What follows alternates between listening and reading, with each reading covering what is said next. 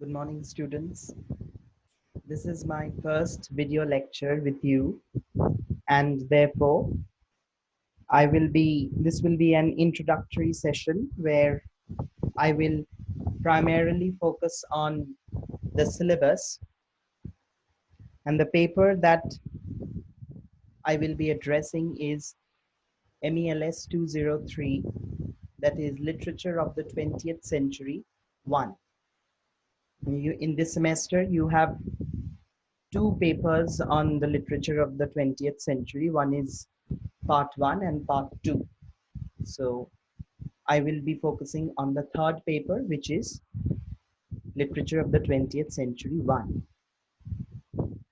Now I'm sure that during your undergraduate classes, when you were doing your BA honors in English, you have come across the modern age, which is just following the Victorian era.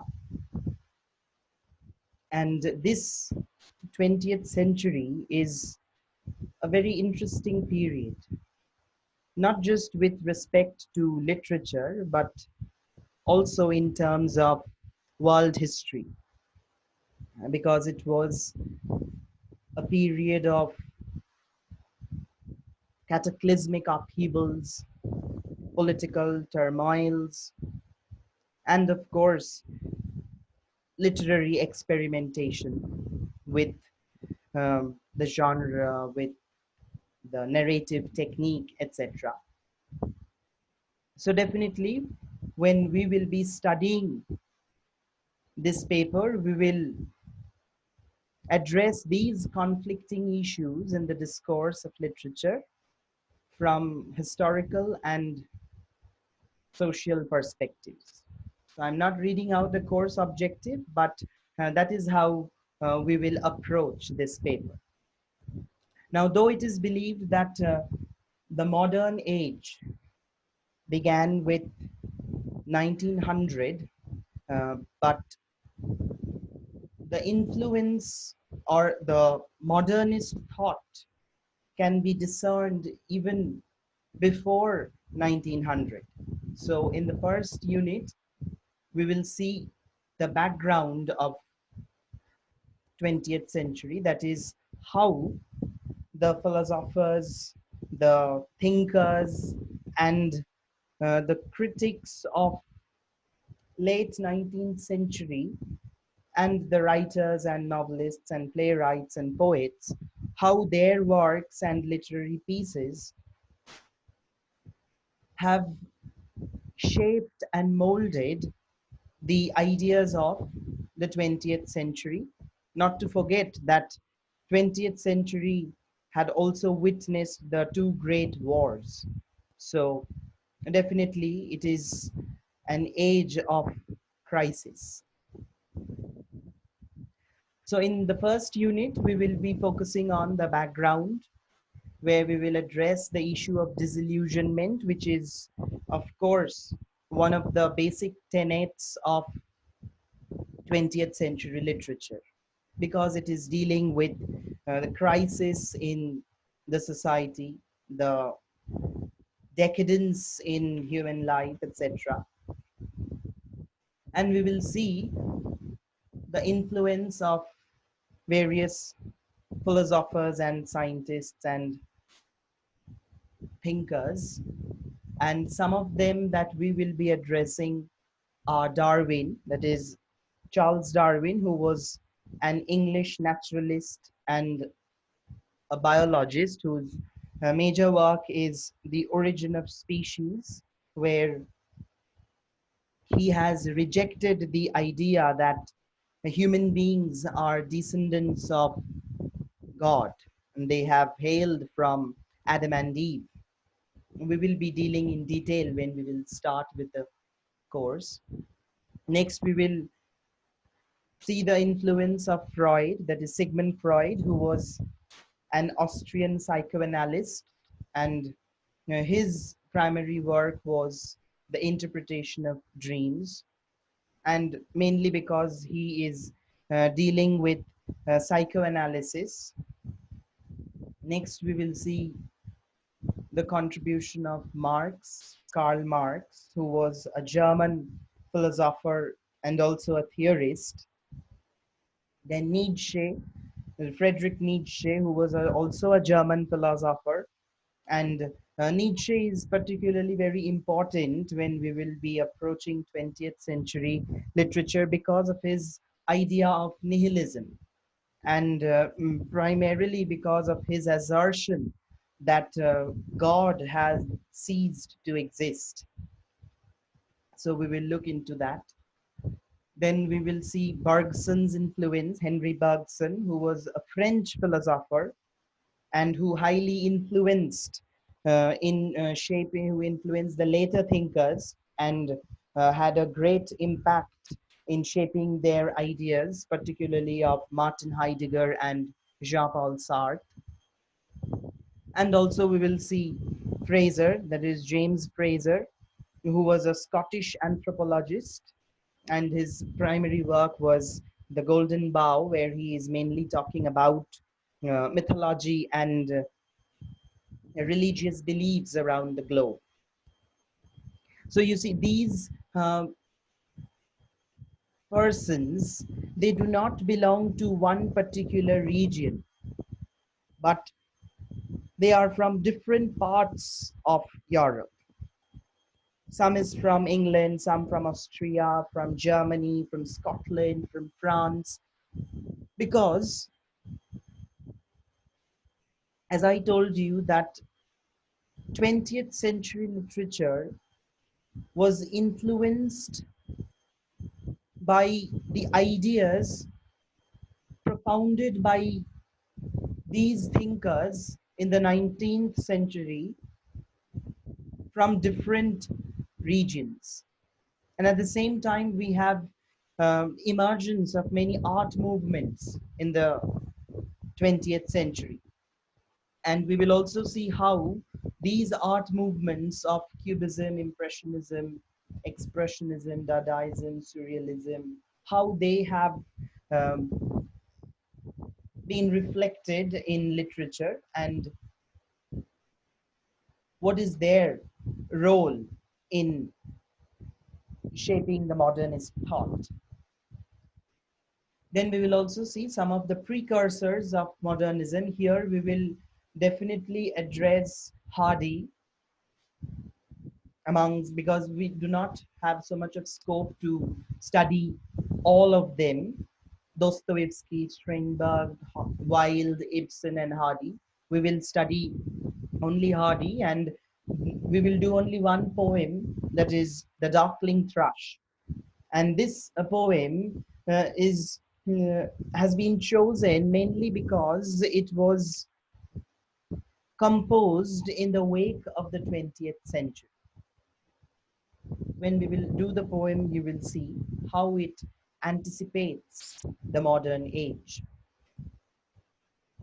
Now, it is not necessary that you will get a question directly from the poem of Hardy, but when you will be asked a general question on the background of 20th century, you may answer keeping Hardy's poem as a point of reference. So these are the areas we will be focusing in the background. Now in the second unit, we will see some of the literary trends in terms of non-fiction. So we will focus on the text of Virginia Woolf, that is an essay by Virginia Woolf named Modern Fiction. Then T.S. Eliot, Tradition and Individual Talent. These are both essays, and both Virginia Woolf and T.S. Eliot are English authors. T.S. Eliot was born in America, but later on, during his mid 20s, he shifted to England and settled there. So he is viewed as an English author. Then we will focus on George Lukács, The Ideology of Modernism. And Lukács was a Hungarian philosopher who was highly influenced by Karl Marx. So we will see Lukács' ideology of modernism, and of course Jean Baudrillard, who was a French philosopher, French thinker, whose ideas of media is very important when we are approaching the cultural context of the 20th century. So the particular work we will be focusing on is the divine irreference of images from simulations. So these are the four works we will be addressing from Unit 2, Wolf, Eliot, Lukács, and Baudrillard. In the third unit, we will see novels. Now, as you can see that there are three clusters, but we will not be able to do all of them because you have choices, you have options. We will be doing only one author from each cluster. So from the first cluster, we will be doing Joseph Conrad. Now, Conrad was an English author, English novelist, but of Polish descent. So here we will focus on Conrad's Heart of Darkness, maybe. Then from the second cluster, we have chosen Albert Camus. Now, while doing Albert Camus, we may have to refer to Kafka because Camus is very much in tune with the existentialist thought, and Kafka had been a very one of the prominent contributors to existentialism. So we may have to refer repeatedly to Kafka. So we will be focusing on Camus' The Outsider. Now, Camus was born in Algeria, but he's a French Algerian, you can say, because his parents were French. And the text we will be doing is L'étranger, or the English translation is The Outsider or The Stranger, whichever is available. And from the third cluster, we will be doing George Orwell's 1984. And again, since 20th century, I mean, since the ideas of existentialism and identity crisis, they emerged prominently in the 20th century. Therefore, we may also have to refer to Jean-Paul Sartre.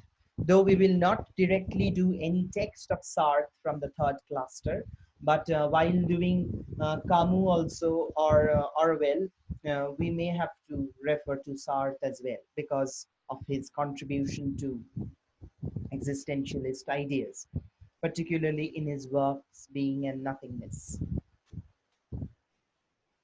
Now, from the short stories section, we have two clusters, and again, we have to choose only one from each cluster. So, from the first section, we will be doing James Joyce, who is an Irish author, and definitely, therefore, in his works, we find the decadence of Dublin life.